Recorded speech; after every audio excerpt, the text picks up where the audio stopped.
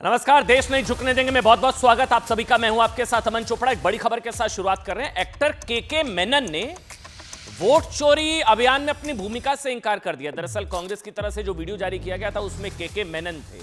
अब अच्छा, उन्होंने के मेनन आप जानते हैं, अब जो अभी एक सीरीज आई है उसमें इनके किरदार की बड़ी तारीफ हो रही है। दरअसल जो वीडियो जारी किया था कांग्रेस पार्टी की तरफ से, ये वो वीडियो जिसमें के मेनन के उनकी एक बाइट का इस्तेमाल किया गया था। तो उसको के मेनन ने कहा कि मेरी जानकारी के बिना मेरे वीडियो का दुरुपयोग किया कांग्रेस पार्टी ने। कांग्रेस ने के मेनन के वीडियो को मिसयूज किया। वोट चोरी अभियान में जो वीडियो जारी किया गया था उसमें के मेनन के वीडियो को ले लिया गया था। उसको लेकर के मेनन ने सोशल मीडिया पर लिखा कि उनके स्पेशल ऑप्स प्रचार का वीडियो क्लिप उनके बिना परमिशन के इस्तेमाल किया गया, जो कि सरासर गलत है। स्पेशल ऑप्स सीरीज के एक्टर के मेनन का एक वीडियो वायरल हो रहा था जिसमें वो कांग्रेस पार्टी के कैंपेन, समझिएगा, कांग्रेस पार्टी के कैंपेन के वीडियो में के मेनन नजर आए। के मेनन ने बोला मेरी जानकारी के बिना मेरा वीडियो मिसयूज किया गया। वोट चोरी से पहले कांग्रेस पार्टी पर वीडियो चोरी के आरोप लगा दिए। ये वो वीडियो था वोट चोरी वाला जो सरफ चल रहा है। इसमें के मेनन, ये वो वीडियो का छोटा सा क्लिप है कि आप स्क्रॉल क्या कर रहे हैं, रुकिए। ये दरअसल अब इनकी तरफ से रिएक्शन आया है। वो कह रहे हैं कि मेरा वीडियो बिना मुझसे पूछे मिसयूज किया गया। कांग्रेस पार्टी के कैंपेन में, इस वोट चोरी के अभियान में मैंने कोई काम नहीं किया, मैंने कोई प्रचार नहीं किया। ये वीडियो कांग्रेस के ऑफिशियल इंस्टाग्राम पेज पर भी लोड किया गया था, लेकिन अब के मेनन ने साफ किया कि उनका वीडियो बिना उनकी जानकारी के इस्तेमाल किया गया था। आगे बढ़ेंगे। आज की सबसे बड़ी खबर, सबसे बड़ी बहस समाज में किलर कुत्तों को लेकर सुप्रीम कोर्ट का जो आदेश आया। अच्छा, एक और बड़ी खबर है, सुप्रीम कोर्ट ने एक कोई सर्कुलर जारी कर दिया। अब ये खबर आ रही है, सर्कुलर ये जारी किया गया कि बचा हुआ खाना खुले में फेंकने पर रोक लगा दी गई है सुप्रीम कोर्ट में। इसको भी इस फैसले से जोड़ा जा रहा है कि जो आवारा कुत्ते हैं, जो मवेशी हैं, वो उसकी तरफ आकर्षित ना हो। सुप्रीम कोर्ट ने बचे हुए खाने के निपटान के लिए सर्कुलर जारी किया। अदालत परिसर के अंदर बचे हुए भोजन का पूर्ण निपटान अनिवार्य किया गया है। लेकिन किलर कुत्तों पर फाइट, कौन रॉन्ग कौन राइट, बात सबसे पहले आज इसी की।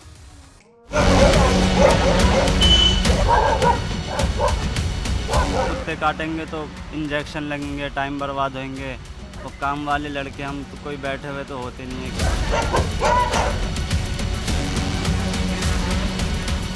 आखिर में ये दिल्ली से बाहर फेंक देंगे जहाँ पे कुत्ते आपस में लड़ के मर जाएंगे, ये तो गलत है ना।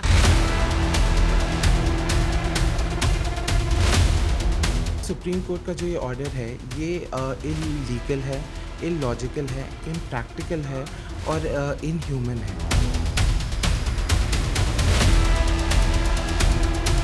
Last 3 hours, we have received over 3.5 lakh emails from people in Delhi saying हम तो लड़ेंगे।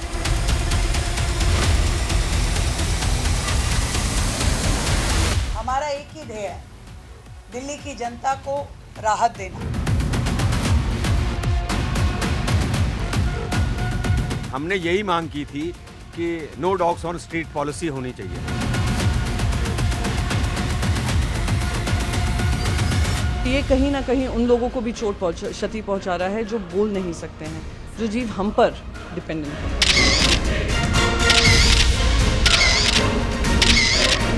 एक तो ये शेल्टर होम्स नहीं होते, ये पॉन्ड होते हैं जहाँ पे आप सिर्फ उनको डंप कर देंगे।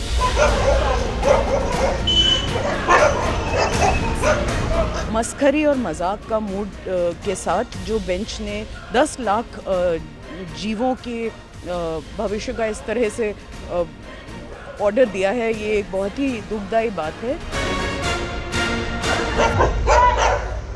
आप इस तरह से समझिए, दिल्ली एनसीआर में आवारा कुत्तों को लेकर सुप्रीम कोर्ट के एक फैसले ने समाज को पूरी तरह से डिवाइड कर दिया, दो भाग। कोर्ट ने लावारिस आवारा कुत्तों की समस्या को बहुत सीरियस मानते हुए दिल्ली और एनसीआर की सरकारों को 8 हफ्ते के अंदर सभी आवारा कुत्तों को शेल्टर होम में भेजने का ऑर्डर दे दिया है। यह सुप्रीम कोर्ट का ऑर्डर है, लागू होगा ये। आगे सुनिए, कोर्ट ने कहा है अगर कोई व्यक्ति या संगठन आवारा कुत्तों को पकड़ने या उन्हें इकट्ठा करने की प्रक्रिया को बाधित करता है ना, उसे अदालत की अवमानना माना जाएगा। मतलब 8 हफ्तों के अंदर अंदर दिल्ली एनसीआर के जो आंकड़े बार बार दिए जा रहे हैं, 10 लाख के आसपास कुत्तों को शेल्टर होम में भेजा जाए। कोई अगर इस प्रक्रिया में अड़ंगा लगाता है, कोई पशु प्रेमी, कोई डॉग लवर, तो उसे कोर्ट की अवमानना माना जाएगा। सुप्रीम कोर्ट का यह आदेश कुत्तों के काटने और उससे होने वाली रेबीज बीमारी की बढ़ते मामलों के बाद आया, क्योंकि साहब रेबीज एक जानलेवा बीमारी है, यह हार्ड फैक्ट है, जो अगर किसी को हो गई तो उसका बचना लगभग नामुमकिन है। आंकड़े बताते हैं कि 2024 में, सिर्फ 2024 में देश भर में 37 लाख से ज्यादा डॉग बाइट के मामले दर्ज हुए। 2024 में अकेले 37 लाख। और इसका खौफनाक पहलू यह है, उस 37 लाख में से 5,19,000 से ज्यादा पीड़ित जो है वो 15 साल से कम उम्र के बच्चे थे। पिछले कुछ महीनों में कई बच्चे और बुजुर्ग सड़कों पर, ये अलग अलग तस्वीरें हैं, आवारा कुत्तों के टेरर का शिकार बने। आवारा कुत्तों का आतंक, कुछ लोगों ने कुत्तों के काटने की वजह से अपनी जान भी गंवाई। इसलिए कुछ लोग सुप्रीम कोर्ट के इस फैसले का स्वागत कर रहे हैं, जबकि साहब कुछ लोग हैं जो सुप्रीम कोर्ट के इस आदेश को आवारा कुत्तों के साथ क्रूरता बता रहे हैं। दूसरे लोग पूछ रहे हैं इंसानी जान की कीमत नहीं है क्या साहब? लेकिन हमारी नजर में किसी भी नतीजे और निष्कर्ष पर पहुंचने से पहले अगर आप भी कोई राय बना रहे हैं तो कुछ आंकड़े हम आपको दिखा देते हैं, उसके बाद आप राय जरूर बनाएं। WHO के मुताबिक ये आंकड़े आपको हैरान कर देंगे। हमारे देश में रेबीज से हर साल 18 से 20 हजार लोगों की मौत होती है। हर साल 365 दिन 18 से 20 हजार लोगों की मौत रेबीज की वजह से। इसे दूसरे शब्दों में ऐसे समझिए कि साहब पूरी दुनिया में रेबीज से जितनी मौतें होती है ना, पूरी दुनिया में उसकी 36% डेथ्स सिर्फ इंडिया में। पूरी दुनिया में जितनी मौतें रेबीज से होती हैं उसका 36% हमारे देश में। हर साल 18 से 20 हजार WHO की फिगर। पिछले साल पूरे देश में मैंने आपको बताया डॉग बाइट के 37 लाख मामले दर्ज किए गए थे। बहुत सीरियस इशू है। 2023 में 30 लाख मामले, ये सारी फिगर्स हैं। 2022 में 21 लाख, ये बढ़ रहा है। 21, 30, 37, 25, अब सोचिए क्या आंकड़े आएंगे। पूरे देश में हर दिन 20,000 लोगों को आवारा कुत्ते काटते हैं, हर दिन। औसतन आप समझिए, हर दिन। ये है आवारा कुत्तों का आतंक। दिल्ली की बात करें ना तो नेशनल कैपिटल में हर दिन 2,000 लोगों को आवारा कुत्ते काटते हैं, हर दिन। ये आंकड़े दिमाग घुमा देंगे आपका। 2023 में दिल्ली में 57,173 लोगों को कुत्तों ने काटा था। ये सिर्फ दिल्ली की स्पेसिफिक फिगर्स हैं, 57,173। 2024 में ये आंकड़ा जो है अभी 8 महीने में करीब 45,000 लोग डॉग बाइट के शिकार हो चुके हैं। ये आंकड़े आपने देखे। अब ये रेबीज बीमारी कितनी खतरनाक होती है, कितनी खतरनाक। 2 घटना मैं आपको बताता हूं। अभी 2 दिन पहले ओडिशा में नेशनल लेवल के पैरा एथलीट जोगेंद्र छत्रिया की मौत 2 दिन पहले हुई है रेबीज की वजह से। 2 दिन पहले नेशनल लेवल के पैरा एथलीट, ये देखिए, जोगेंद्र को 23 जुलाई को एक कुत्ते ने काट लिया था। ये नेशनल लेवल के पैरा एथलीट, उसी कुत्ते ने जोगेंद्र के अलावा 5 और लोगों को एक दिन में काटा था। सभी को इलाज के लिए अस्पताल भेजा गया, जहां से 4 मरीज ठीक होकर घर लौट आए, लेकिन जोगेंद्र की हालत इलाज के दौरान बिगड़ती गई, उनकी मौत हो गई। दूसरी घटना, ये तो सबको याद हो गई, ये वो बड़ी दर्दनाक तस्वीरें। आज से 45 दिन पहले 28 जून को state level kabaddi player Brijesh Solanki की मौत कुत्ते के काटने की वजह से हुई थी। स्टेट लेवल कबड्डी प्लेयर मौत से 2 दिन पहले ब्रिजेश सोलंकी ने कुत्ते को नाले से निकालकर उसकी जान बचाई थी। जब वो नाले से कुत्ते को निकाल रहे थे तभी उन्हें कुत्ते ने काट लिया था। उन्होंने लापरवाही दिखाई, रेबीज का इंजेक्शन नहीं लिया, नतीजा ये हुआ ब्रिजेश को रेबीज हुआ। अब वो हमारे बीच में नहीं है। देखिए मैं कह रहा हूं इसमें कोई संशय नहीं है कि आवारा कुत्तों का आतंक वाकई बहुत डेंजरस होता है, जिससे निपटने में मैं भी मानता हूं कि हमारी सरकारें, प्रशासन, सिस्टम विफल रहा है, जिसके बाद सुप्रीम कोर्ट को यह फैसला सुनाना पड़ा, यह सख्ती दिखानी पड़ी, यह ब्लैंकेट ऑर्डर देना पड़ा। कुछ लोग कह रहे हैं इस तरह से ब्लैंकेट ऑर्डर नहीं होना चाहिए, कुछ आप रास्ता निकालिए। सुप्रीम कोर्ट के आदेश की 10 बड़ी बातें एक बार जल्दी से मैं आपको बता देता हूं। सुप्रीम कोर्ट के जस्टिस जेबी पारदीवाला और जस्टिस आर महादेवन की बेंच ने अपने आदेश को बिना किसी, इसको समझिए, बिना किसी कॉम्प्रोमाइज के तामील करने के आदेश देते हुए क्या कहा? नंबर एक, हम ये अपने लिए नहीं कर रहे हैं, ये जनहित में है। सुप्रीम कोर्ट ने कहा this is, we are not doing this for ourself, हम ये अपने लिए नहीं कर रहे हैं, ये जनहित में है, इसलिए किसी भी तरह की भावनाएं शामिल नहीं होनी चाहिए, इमोशंस नहीं। नंबर 2, जल्द से जल्द कार्रवाई हो, सभी इलाकों से कुत्तों को उठाकर दूर दराज के इलाकों में ले जाएं, शेल्टर होम ले जाएं। नंबर 3, रोजाना पकड़े जाने वाले आवारा कुत्तों का रिकॉर्ड मेंटेन करें, 8 हफ्तों का टाइम है, 8 हफ्ते का। नंबर 4, एक भी आवारा कुत्ते को नहीं छोड़ा जाना चाहिए, एक भी। नंबर 5, अगर कोई व्यक्ति या संगठन, इसको बहुत ध्यान से समझिएगा, कोई व्यक्ति या संगठन आवारा कुत्तों को पकड़ने या उन्हें इकट्ठा करने की प्रक्रिया को अगर बाधित करता है ना, इसे अदालत की अवमानना माना जाएगा, अवमानना माना जाएगा। नंबर 6, ये सभी सो कॉल्ड पेट लवर्स, पशु प्रेमी, क्या वो उन बच्चों को वापस ला पाएंगे जिन्होंने रेबीज की वजह से अपनी जान दे दी?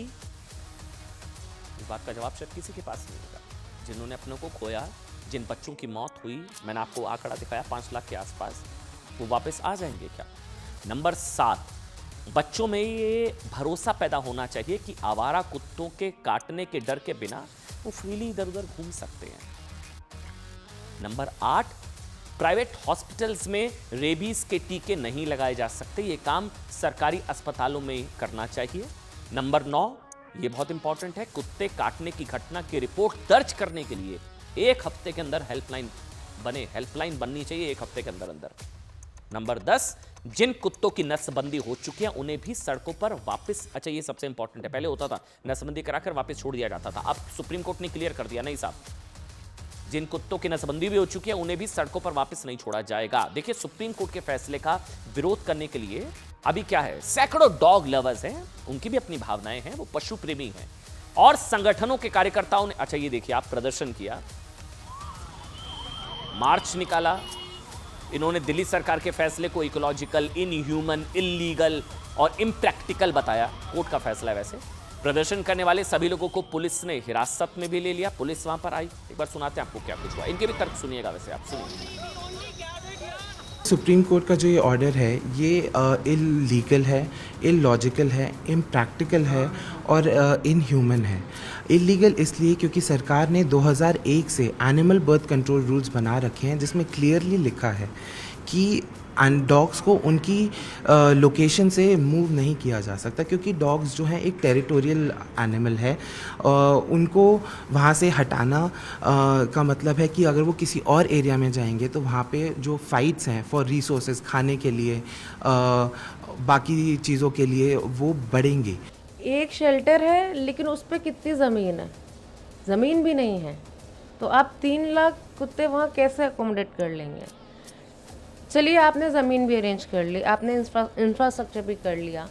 मैं ये कह रही हूँ जो डॉग्स आप उठाएंगे, जब वो डॉग बाइटिंग के केसेस वाले डॉग्स हैं ही नहीं, वो एनिमल फ्रेंडली डॉग्स हैं, लोग उन्हें फीड कर रहे हैं, वो सोसाइटी में रह रहे हैं, आप उनको उठा के एक क्राउडेड प्लेस में आपस में कैद कर देंगे, वो कैसे वहाँ रहेंगे, कैसे सर्वाइव करेंगे? साहब मीडिया रिपोर्ट्स के मुताबिक कुछ आंकड़े जो दिए जा रहे हैं वो दिल्ली एनसीआर में मिलाकर 10 लाख आवारा कुत्ते मौजूद है, 10 लाख। दिल्ली सरकार ने सुप्रीम कोर्ट के फैसले का स्वागत तो किया, लेकिन सरकार के सामने सबसे बड़ा चैलेंज यह है कि महज 8 हफ्तों के अंदर, सुनिएगा, 8 हफ्तों के अंदर अंदर 10 लाख आवारा कुत्तों को कैसे शेल्टर में भेजा जाएगा, कैसे पकड़ा जाएगा, कहां रखा जाएगा? आप जानते हैं, क्योंकि फिलहाल एमसीडी के पास कुत्तों को पकड़ने के लिए कितनी वैन्स हैं? 24। एमसीडी के पास 20 नसबंदी केंद्र हैं, 20। दिल्ली सरकार के पास मात्र 4000 कुत्तों को रखने की क्षमता है, या तो लाखों, अब हर महीने करीब 15,000 आवारा कुत्तों की नसबंदी की जाती है। इसी तरह एनसीआर में आने वाले नोएडा में एक शेल्टर होम है, एक। नोएडा और ग्रेटर नोएडा में 35,000 आवारा कुत्तों के होने का अनुमान है। फरीदाबाद भी दिल्ली से सटा हुआ इलाका है जहां एक भी शेल्टर होम मौजूद नहीं है। ऐसे में यूपी हरियाणा के सामने भी हिसाब है, बड़ा चैलेंज है कि वो नोएडा और फरीदाबाद की सड़कों से आवारा कुत्तों को हटाकर कहां रखें। अच्छा, एक चीज समझिए, जो मेनका गांधी ने कही वो मैं आपको सुनाऊंगा कि शेल्टर है कहां। उन्होंने कहा, उन्होंने एक फिगर दी, उन्होंने बोला कि चलो अगर 3 लाख कुत्तों को शेल्टर होम भेजना है, 3 लाख, तो आपको 3000 शेल्टर होम तो चाहिए, वो है कहां। आवारा कुत्तों को लेकर पहले क्या नियम कानून थे और अब क्या बदल गया है, यह हर कोई जानना चाह रहा है। मैं ग्राफिक्स के जरिए आपको समझाऊंगा कि पहले क्या था, अब क्या हो गया। पहले क्या होता था कि एक इलाके में 70% आवारा कुत्ते को पकड़कर नसबंदी की जाती थी पहले, ठीक है, 70% उसकी नसबंदी करा दी जाती थी। लेकिन सुप्रीम कोर्ट के आदेश के बाद अब सभी कुत्तों को पकड़कर नसबंदी की जाएगी। पहले 10 दिन बाद आवारा कुत्तों को उस इलाके में वापस छोड़ दिया जाता था, 10 दिन बाद नसबंदी करा के वापस छोड़ दिया जाता था, अब नहीं होगा। अब पकड़े गए, सुप्रीम कोर्ट के आदेश के बाद पकड़े गए आवारा कुत्तों को वापस नहीं छोड़ा जाएगा, उन्हें शेल्टर होम में ही रखना होगा। मतलब कुत्ता मुक्त दिल्ली एनसीआर, आवारा कुत्तों से मुक्त, किलर कुत्तों से आजादी। पहले केवल पागल कुत्तों को पकड़ा जाता था। अच्छा, यहां पढ़िएगा, पहले क्या होता था, पागल कुत्तों को पकड़ा जाता था, 10 दिन तक निगरानी में रखा जाता था। अब किसी भी इलाके में आवारा कुत्ते की शिकायत पर 4 घंटे के अंदर अंदर उसको उठाना होगा। यह सुप्रीम कोर्ट का ऑर्डर है, कोई मजाक नहीं है, लागू करना पड़ेगा। सुनिए, शायद एक भी ऐसी नहीं है जिसने सुप्रीम कोर्ट के फैसले का स्वागत ना किया हो। सुप्रीम कोर्ट ने साफ तौर से कहा है कि एक भी स्ट्रे डॉग्स जो है वो स्ट्रीट पे नहीं रहना चाहिए जाके, और हमने यही मांग की थी कि no dogs on street policy होनी चाहिए। मैं समझता हूं जो हमारा आंदोलन था वो सफल हो गया और सुप्रीम कोर्ट ने ये फैसला जो है बहुत ही अच्छा दिया है। मेरा सिर्फ इतना कहना है, ये फैसला केवल एनसीआर दिल्ली तक नहीं रहे बल्कि पूरे देश के अंदर लागू होना चाहिए। केंद्र सरकार इसको देखेगी। लेकिन साहब, अब समाज में देखिए 2 तरह की राय है। भारत के अलावा भी और कई देश हैं जिन्होंने आवारा कुत्तों की समस्या से निजात पाई है। अब भारत में कुछ कंफ्यूजन हो सकती है कि कैसे होगा, क्या होगा, किस देश में आवारा कुत्तों के लिए क्या नियम है ना, थोड़ी जानकारी आपकी बढ़ाएंगे। देखिए, तुर्की ने अभी 2024 में तुर्की ने 40 लाख आवारा कुत्तों को सड़कों से हटाने का फैसला किया। लोगों ने बहुत विरोध किया, बहुत प्रोटेस्ट हुआ, लेकिन तुर्की की संवैधानिक अदालत ने भी सरकार के फैसले पर मोहर लगा दी। अमेरिका ने क्या किया, आवारा कुत्तों के लिए शेल्टर की व्यवस्था, कोई मालिक नहीं मिला तो उसे शेल्टर में ही रखा जाता है। अमेरिका में शेल्टर की व्यवस्था है। ब्रिटेन, आवारा जानवरों के लिए शेल्टर, आवारा कुत्ते का मालिक ना मिलने पर कुत्ते की हत्या का प्रावधान है वैसे यहां पर ब्रिटेन में। सिंगापुर क्या करता है, आवारा कुत्तों की देखभाल के लिए अलग संस्था है। आवारा कुत्तों की ट्रैकिंग के लिए माइक्रोचिप लगाई जाती है। जापान, वहां पर आवारा कुत्तों के लिए शेल्टर होम है। प्रशासन को बीमार या खतरनाक जानवरों को मारने का अधिकार है। अच्छा, इसको लेकर पॉलिटिकल रिएक्शंस भी आ रहे हैं साहब, प्रतिक्रिया आई है। राहुल गांधी ने कोर्ट के फैसले को गलत बताया।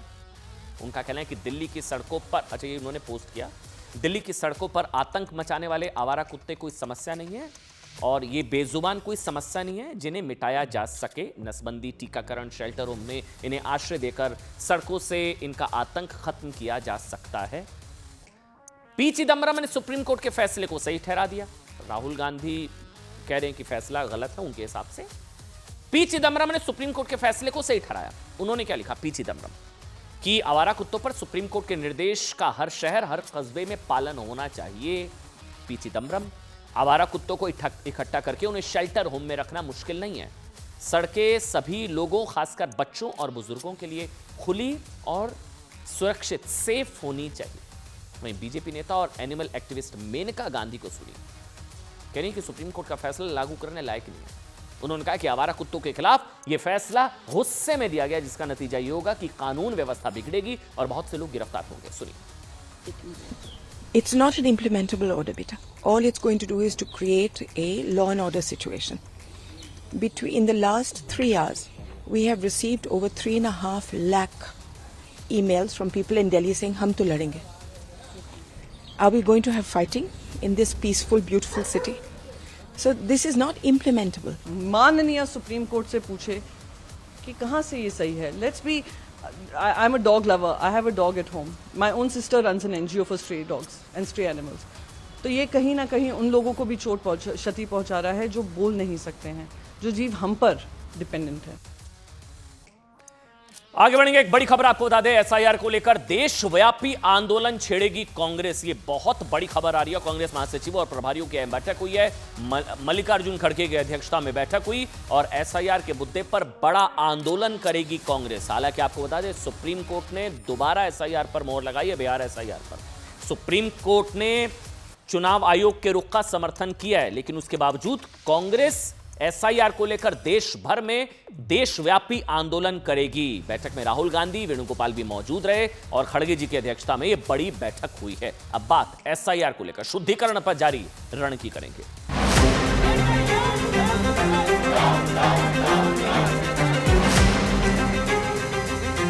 इलेक्शन कमीशन की ड्यूटी है कि वो one man one vote enforce करे, और उन्होंने नहीं किया।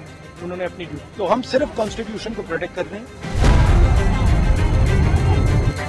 जानबूझ करके जब उन्हें पता है कि बिहार की जनता उनके खिलाफ, तो एसआईआर के बहाने ये बड़े पैमाने पर वोट काटना चाहते हैं। सब फर्जी वोट लगा रखे हैं, सब नाम, पते, रिश्तेदारों के नाम सब फर्जी। अगर किसी राज्य में ये जीते हैं तो चुनाव आयोग ठीक काम कर रहा है, और कहीं हार जाते हैं तो चुनाव आयोग गलत काम कर रहा है। कांग्रेस मोदी जी का विरोध करने में पगला गई है, कंफ्यूजन की दुकान बन गई है कांग्रेस। कोई सरकार इलेक्शन कमीशन के साथ मिलकर उस वोट के अधिकार को छीनेगी तो वो सीधे सीधे संविधान प्रदत्त अधिकार का उल्लंघन होगा। देश में केवल एसआईआर को, जिसकी जो चुनाव की एक प्रक्रिया है ट्रांसपेरेंट मतदाता सूची बनाने की, उसको लेकर के लोगों को गुमराह करना चाहते हैं। इसका जवाब जो है किसी पार्टी को नहीं देना चाहिए, इसका जवाब जो है इलेक्शन कमीशन को देना चाहिए। चुनाव आयोग ने जो किया है उस पर ये सवालिया निशान उठा रहे हैं, जो बड़ा दुखद है।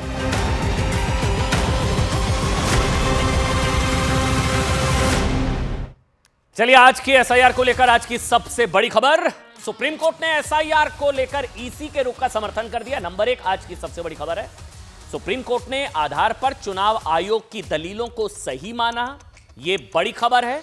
एसआईआर पर ईसी के रुख को सुप्रीम कोर्ट ने समर्थन दिया है और कहा है कि आधार को नागरिकता का निर्णायक प्रमाण नहीं माना जाना चाहिए। कि आधार कार्ड है तो आप भारतीय हैं, ऐसा नहीं है। आधार कार्ड को नागरिकता का निर्णायक प्रमाण नहीं माना जाना चाहिए। बिहार में एसआईआर प्रक्रिया का भी एक तरीके से सुप्रीम कोर्ट ने समर्थन कर दिया है। इंडी गठबंधन के लिए सबसे बड़ा झटका, क्योंकि ये तो देश की सर्वोच्च न्याय अदालत का फैसला है, सुप्रीम कोर्ट का फैसला है। सुप्रीम कोर्ट से बड़ा तो कोई नेता, कोई राजनीतिक दल है नहीं साहब। अब क्या होगा, क्या अब भी आंदोलन जारी रहेगा? लेकिन क्या कुछ हुआ कोर्ट के अंदर, मैं आपको बताता हूं। जस्टिस सूर्यकांत ने कहा आधार को नागरिकता का अंतिम सबूत नहीं माना जा सकता। यह बहुत बड़ी स्टेटमेंट है। आधार नागरिकता का आधार नहीं, आधार कार्ड को नागरिकता का अंतिम सबूत नहीं माना जा सकता। चुनाव आयोग का कहना सही है कि इसे वेरीफाई किया जाना चाहिए। जस्टिस सूर्यकांत ने बातें कपिल सिब्बल की उस दलील पर कही जब उन्होंने आरोप लगाया साहब कि चुनाव आयोग आधार, राशन कार्ड, एपिक कार्ड को नागरिकता का सबूत ही नहीं मान रहा। कि आपके पास आधार है तो वो सबूत नहीं है। उनका कहना था कि वो आधार को मान्यता नहीं दे रहे हैं। अगर मैं कहता हूं कि मैं भारत का नागरिक हूं तो इसे साबित करने की जिम्मेदारी चुनाव आयोग की है, लेकिन अब तक ऐसा कुछ नहीं किया गया। कपिल सिब्बल ने एक तरीके से दलील दी कि 1 अगस्त को जारी वोटर ड्राफ्ट लिस्ट से 65 लाख मतदाताओं को बिना किसी आपत्ति के बाहर करना इल्लीगल है। सुप्रीम कोर्ट ने क्या कहा? सुप्रीम कोर्ट ने कहा, ये पढ़िए, नियमों के अनुसार ड्राफ्ट वोटर लिस्ट से बाहर किए गए लोगों को अपना नाम शामिल करने के लिए आवेदन करना होगा। ठीक, और केवल इसी लेवल पर किसी की आपत्ति पर विचार किया जाएगा। आपको आपत्ति, आप अपनी शिकायत दीजिए, आप अपनी आपत्ति जाहिर कर सकते हैं, सुप्रीम कोर्ट ने कहा। तब कपिल सिब्बल ने तर्क दिया साहब कि बिहार की अधिकांश आबादी के पास चुनाव आयोग द्वारा माने जाने वाले डॉक्यूमेंट्स नहीं है। कपिल सिब्बल ने कहा कि ईसी द्वारा जो डॉक्यूमेंट्स मांगे जा रहे हैं, जो वो नहीं है बिहार के ज्यादातर लोगों के पास, कागज नहीं है। जिस पर जस्टिस सूर्यकांत ने जवाब दिया कि बिहार भारत का हिस्सा है ना, अगर उनके पास नहीं है तो दूसरे राज्यों के पास भी नहीं होंगे। सिब्बल ने कहा कि birth certificate, high school certificate, passport जैसे दस्तावेज सिर्फ कुछ ही लोगों के पास है। कौन कौन से?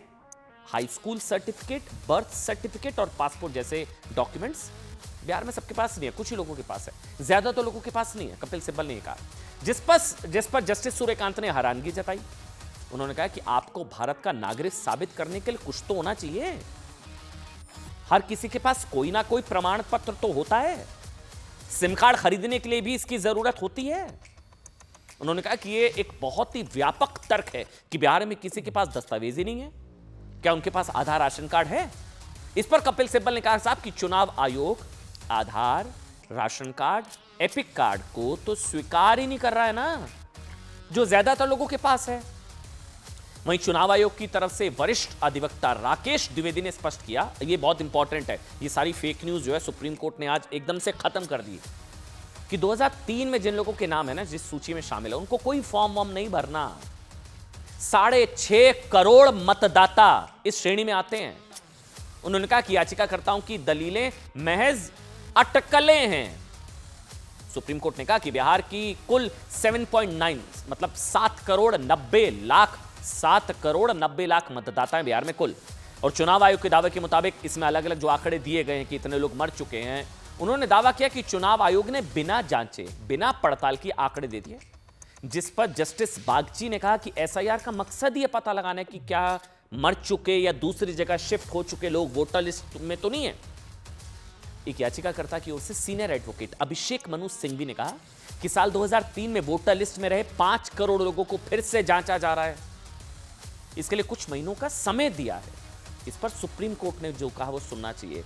याचिकाकर्ता चिंता ना करें, अगर 5 करोड़ लोगों को बाहर कर दिया जाएगा तो इसके लिए कोर्ट है। अच्छा, एक सबसे इंपॉर्टेंट क्या हुआ, योगेंद्र यादव को जानते हैं? योगेंद्र यादव ने एक महिला और पुरुष को कोर्ट में दिखा दिया, देखिए कि इनको मृत बता दिया गया, जिस पर चुनाव आयोग के वकील राकेश द्विवेदी ने इसका विरोध किया। कहा कि अदालत में एक क्या नाटक चल रहा है। उन्होंने कहा कि अगर किसी का नाम ड्राफ्ट लिस्ट में छूटा है तो वो फाइनल लिस्ट में आ सकता है, कोई इतनी बड़ी बात नहीं है, अपील हो सकती है। ये सब कोर्ट के बजाय टीवी स्टूडियो में करें, ये ड्रामा टीवी स्टूडियो में करें, ये सब कोर्ट के अंदर हुआ। उन्होंने कहा साहब कि अदालत के सामने नाटक करने के बजाय योगेंद्र यादव को उन लोगों के फॉर्म अपलोड करवाने में मदद करनी चाहिए। जस्टिस सूर्यकांत ने भी कहा कि इस पूरी प्रक्रिया में कुछ अनजाने में कुछ हुई त्रुटियां हो सकती हैं, जिनके लिए प्रक्रिया में ही उपाय दिए गए हैं। कुल मिलाकर इसको ऐसे समझिए साहब, सुप्रीम कोर्ट ने भारतीय चुनाव आयोग के इस विचार का समर्थन किया कि आधार को नागरिकता का प्रमाण नहीं माना जाना चाहिए। कहा कि इसका स्वतंत्र रूप से सत्यापन किया जाना चाहिए कि आधार है तो आप भारतीय, ऐसा नहीं, उन भारतीय ही भारत के चुनाव में वोट देंगे ना।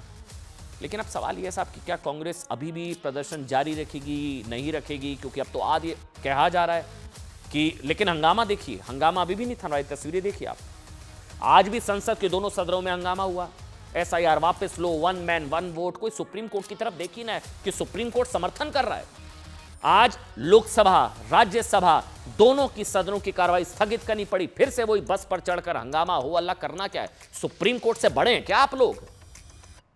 सुप्रीम कोर्ट इस मसले पर फैसला दे रहा है, दे चुका है। वो कह रहा है भाई बिहार में एसआईआर का समर्थन किया, चुनाव आयोग के रुख का समर्थन किया, विपक्षी सांसद विरोध प्रदर्शन किया, सड़कों पर यूथ कांग्रेस ने फिर मोर्चा संभाला।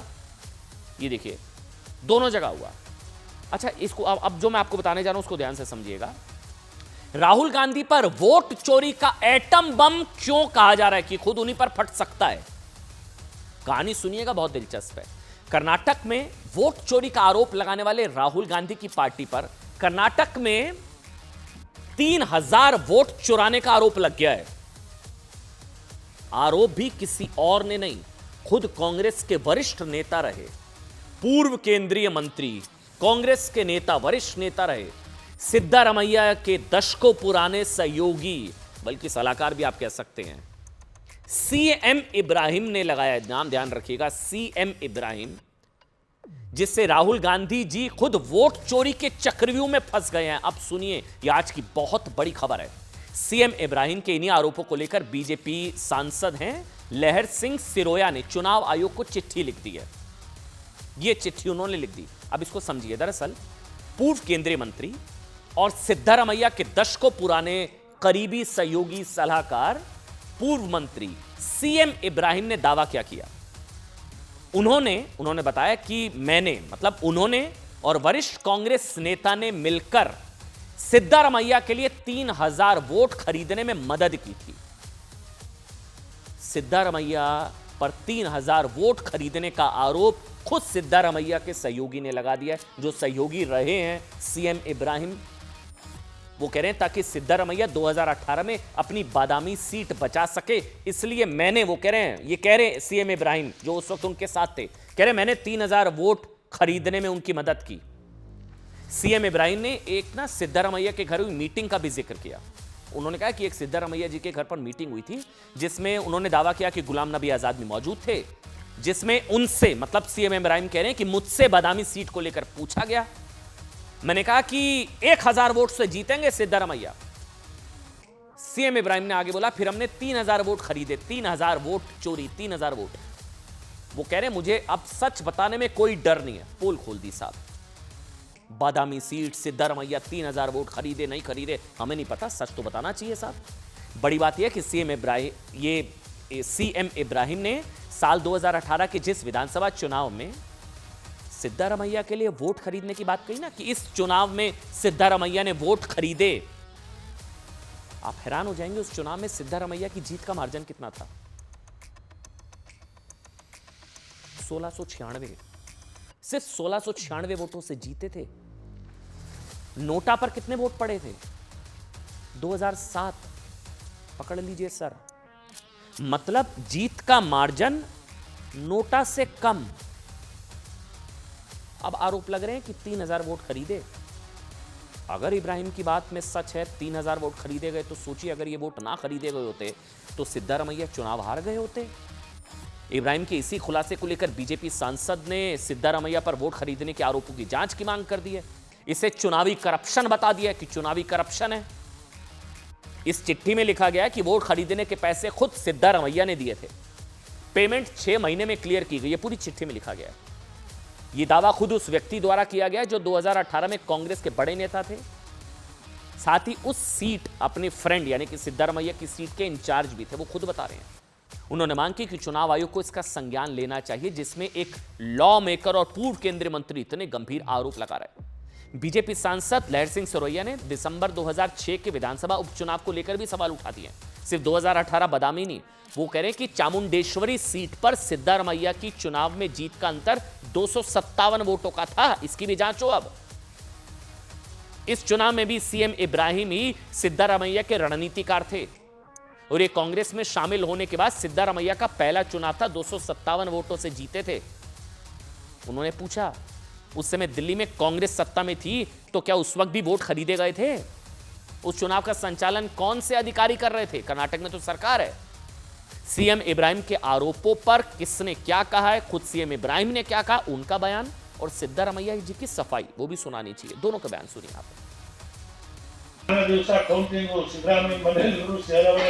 गुलाम नबी आजाद जनरल सेक्रेटरी ನಾನು ಲೇಟ್ ಆಗಿ ಹೋದ್ರೆ ಟಿವಿಯಲ್ಲಿ ಬರ್ತಾ ಇದೆ ಸಿದ್ದರಾಮಯ್ಯ ಥ್ರಿಲ್ಲಿಂಗ್ ಬಿಹೈಂಡ್ 20,000 ಮಾದೇವಪ್ಪ ಸಿದ್ದರಾಮಯ್ಯ ಕೈ ಮೇಲೆ ಕೈ ಇಟ್ಬಿಟ್ಟ ನೀನು ಹೇಳ್ದಂಗೆ ಆಗ್ಬಿಡ್ತಾನೆ ಬಾದಾಮಿ ಏನಾಗತ್ತೆ ಇಲ್ಲ ಗೆಲ್ತಿ ಅಂತೇಳಿ 10,000 ಲೀಡ್ ಇದ್ದಿದ್ದು 1000 ಬಂದ್ಬಿಡ್ತು ಸಿದ್ದರಾಮಯ್ಯ ಇಲ್ಲೂ ಹೋಗ್ತಾ ಇದ್ದಿಲ್ಲಯ್ಯ ಇಲ್ಲ 800,000 ನೀನು ಗೆಲ್ತಿಯ ನಾನು ಮ್ಯಾನೇಜ್ ಮಾಡಿದ್ದೀನಿ ಕೊನೆ ಚಿಮ್ಮಕೆಟ್ಟಿ ಅಂತ ಒಬ್ಬ ಎಷ್ಟು ಹತ್ರ ದುಡ್ಡು ಸಾಲ ತಗೊಂಡು 3,000 ವೋಟ್ ಪರ್ಚೇಸ್ ಮಾಡಿದ್ವಿ ನಾವು ಸೋಮಶೇಖರ್ ಅವರು ಹೇಳ್ತಾ ಇದ್ದೀನಿ ನನಗೆ ಏನು ಹೆದರಿಕೆ ಇಲ್ಲ ನಮ್ಮ ಪಾರ್ಟಿ ಅಲ್ಲ ಸರ್ ಜೊತೆ ಇದ್ದವರಲ್ಲ ಸರ್ ಅವಾಗ 2018 ಚುನಾವಣೆಯಲ್ಲಿ ಅವರೇ ತಲೆ ಜೊತೆಲಿ ಬೇರೆ ಐ ಡೋಂಟ್ ನೋ. ನಾನು ಹೋಗಿರೋದು ಒಂದೇ ದಿನ, ನಾಮಿನೇಷನ್ ಹಾಕಕ್ಕೆ ಒಂದಿನ ಹೋಗಿದ್ದೆ, ಕ್ಯಾಂಪೇನ್ ಮಾಡೋಕ್ಕೆ ಒಂದಿನ ಹೋಗಿದ್ದೆ ಅಷ್ಟೇ. ಅದು ಬಿಟ್ಟರೆ वो क्या कह रहे हैं उस बात की कोई वो नहीं है। जब वो साथ में थे तब तो उन्होंने बात कही नहीं, बाद में 20 साल बाद 15 साल बाद कोई बोले से क्या बात। आगे बढ़ेंगे उधर फतेहपुर में मकबरा या मंदिर, ठाकुर जी का मंदिर है या मकबरा है, इसको लेकर बवाल चल रहा है। उपद्रव की गूंज दिल्ली तक सुनाई दी, मामला विधानसभा में भी उठा। समाजवादी पार्टी इस पूरी घटना पर सरकार को घेर रही है। सरकार ने साफ किया कि किसी भी हालत में कानून व्यवस्था को तोड़ने वालों को बख्शा नहीं जाएगा, सबको पकड़ा जाएगा। लेकिन पकड़ा कौन गया? समाजवादी पार्टी कनेक्शन सामने आ गया, सबको हैरान कर दिया। हमला करने और तोड़फोड़ के मामले में समाजवादी पार्टी के नेता पप्पू सिंह चौहान को भी पकड़ लिया गया। पप्पू सिंह चौहान समाजवादी पार्टी का नेता, मकबरे कांड में आरोप, मतलब मकबरे को जो तोड़ा गया, ये देखिए जो लोग हैं हिंदूवादी संगठन समाजवादी पार्टी के लिए गिरफ्तार करो, पकड़ो। इसमें समाजवादी पार्टी के नेता पप्पू सिंह वो कह रहे हैं मैं तो इस्तीफा दे रहा हूं। इनको निष्कासित किया पार्टी ने, फिर मकबरे पर हमला और तोड़फोड़ करने वालों में पप्पू सिंह चौहान का नाम भी शामिल था। घटना के बाद से ही सोशल मीडिया पर पप्पू सिंह चौहान की अखिलेश यादव के साथ तस्वीरें वायरल हो गई। समाजवादी पार्टी घेर रही है योगी सरकार को, हिंदूवादी संगठनों को कि मकबरे में इस तरह की तोड़फोड़। नेता निकला खुद समाजवादी पार्टी का। इसमें एक बीजेपी अब इसी मामले में समाजवादी पार्टी पर सवाल उठा रही है।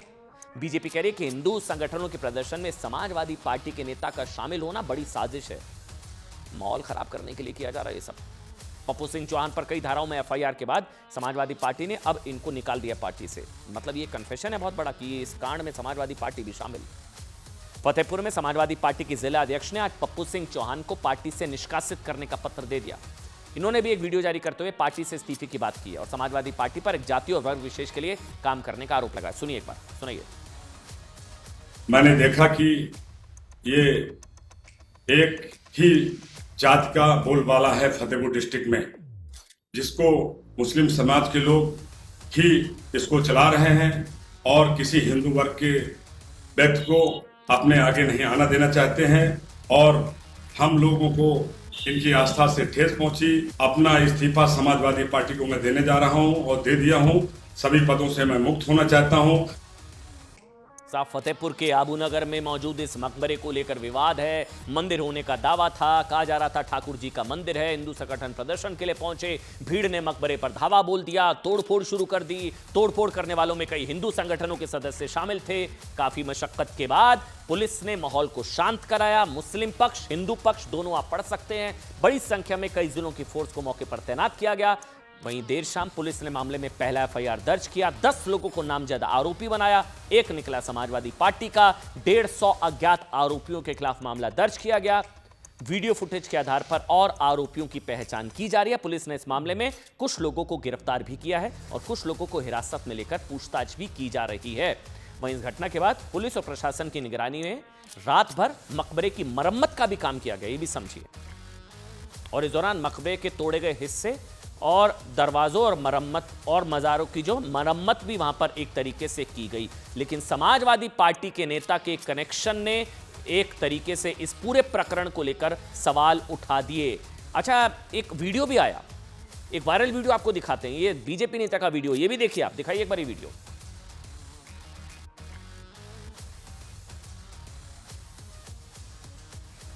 तक नहीं कहा था, बताइए। ये मुलायम सिंह की सरकार नहीं है कि आप गोली चलवा दो। एसपी साहब, आपने कहा था ना कि 7 बजे हम बैठक करेंगे, कहा था कि नहीं कहा था, बताइए। ये मुलायम सिंह की सरकार, एसपी साहब, आपने कहा था ना कि 7 बजे हम बैठक करेंगे, कहा था कि नहीं कहा था, बताइए। ये मुलायम सिंह की। चलिए आगे बढ़ेंगे। आज की एक और बड़ी खबर और एक तस्वीर हम आपको दिखाते हैं। जया बच्चन का जिक्र करना जरूरी है। एक वीडियो वायरल हुआ, फिर से आपाकूती नजर आई, वो गुस्से में नजर आई। इसको लेकर कुछ लोगों ने कहा कि साहब, आपका सम्मान, आपकी रिस्पेक्ट हमेशा आपके हाथों में होती है। जो आपके सार्वजनिक जीवन में आचरण आपके कार्यों और व्यवहार पर डिपेंड करती है। आप दूसरों के साथ कैसा व्यवहार करते हैं, इससे ही आपका सम्मान निर्धारित होता है। ये तस्वीरें देखिए आप। पिछले कुछ दिनों से ना जया बच्चन के जिस तरह के वीडियो सामने आ रहे हैं, वो अलग अलग मौकों पर गुस्सा करती है, आपाकूती नजर आ रही है। उसने कुछ लोगों को उन पर गुस्सैल, अहंकारी और रूखे व्यवहार वाला ठप्पा लगाने का मौका दे दिया। कई इस तरह की वीडियोस हैं। ये आज वाला एक बार वीडियो दिखाइए, ये देखिए, ये धक्का दिया। इस बार शायद संभवतः उन्होंने हद कर दी। जया बच्चन ने फिर आपा खोया। ये कॉन्स्टिट्यूशन क्लब है, दिल्ली के कॉन्स्टिट्यूशन क्लब में उनके साथ सेल्फी लेने की कोशिश कर एक व्यक्ति को उन्होंने धक्का दे दिया। वीडियो को आप ध्यान से देखेंगे, पीछे प्रियंका चतुर्वेदी, उन्होंने देखा, उनको खुद हल्की फुल्की जो है झिड़क डांट दिया था संसद में, वो खुद उधर मुड़ गई। ये इस तरह से उन्होंने डांटा। प्रियंका उनके साथ थी, उन्होंने देखा, ये देखिए आप, ये शख्स सेल्फी ले रहा था, ये देखिए आप, धक्का दिया। बहुत वीडियो बहुत वायरल था, हमको लगा आपको दिखाना चाहिए। पहले भी कई बार इस तरह की चीज़ें हो चुकी हैं, आप जानते हैं। इससे पहले ये देखिए मनोज कुमार की प्रार्थना सभा में भी एक महिला का हाथ उन्होंने इस तरह से झड़क दिया था। ये महिला भी तस्वीर लेना चाह रही थी। उन्होंने कहा कि शोक सभा में कौन लेता है तस्वीर। बात आपकी सही है, लेकिन ये बात आप सलीके से भी कह सकती हैं। ये एक वीडियो था।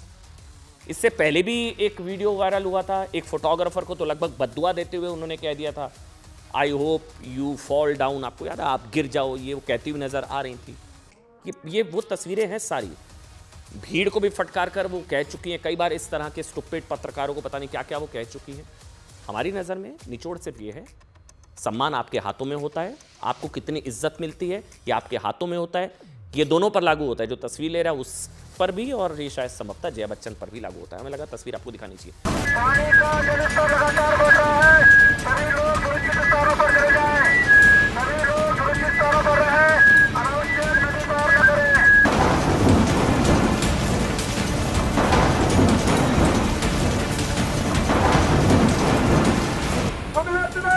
पानी का जैविक स्तर लगातार बढ़ रहा है। आप लोग सुरक्षित स्थानों पर चले जाएं। सुनो सुनो, नदी का जैविक स्तर बढ़ रहा है। आप लोग सुरक्षित रहें और नदी के किनारे ना जाएं। उत्तराखंड के अलग अलग इलाकों में अलग अलग एजेंसियों की तरफ से दी जा रही इस चेतावनी ने एक बार फिर उत्तराखंड में लोगों को डरा दिया है। सबके दिल में बस एक ही सवाल आ रहा है कि क्या तबाही अभी भी बाकी है। दरअसल 5 अगस्त को उत्तरकाशी के हर्षिल की तस्वीरें आज भी लोगों के जहन में है। बादल फटा और सब कुछ तबाह हो गया। एक हफ्ते का वक्त बीत गया है, लेकिन अब भी कई लोग लापता हैं। ऐसे में अब एक बार फिर से ये चेतावनी डराने वाली है। लेकिन ये चेतावनी यूं ही नहीं है। ये चेतावनी इसलिए है ताकि हर संभव लोगों को सुरक्षित किया जा सके। दरअसल मौसम विभाग ने एक बार फिर उत्तराखंड में भारी बारिश का अलर्ट जारी किया है, जिसके बाद से ही एक बार फिर बड़े पैमाने पर तबाही की आशंका जताई जा रही है। भारी बारिश की चेतावनी को देखते हुए उत्तराखंड के कई जिलों में रेड और ऑरेंज अलर्ट जारी किया गया है। मौसम विभाग ने बागेश्वर, चंपावत, देहरादून, हरिद्वार, नैनीताल, पौड़ी गढ़वाल, पिथौरागढ़, टिहरी गढ़वाल और ऊधम सिंह नगर जिलों में भारी बारिश का अलर्ट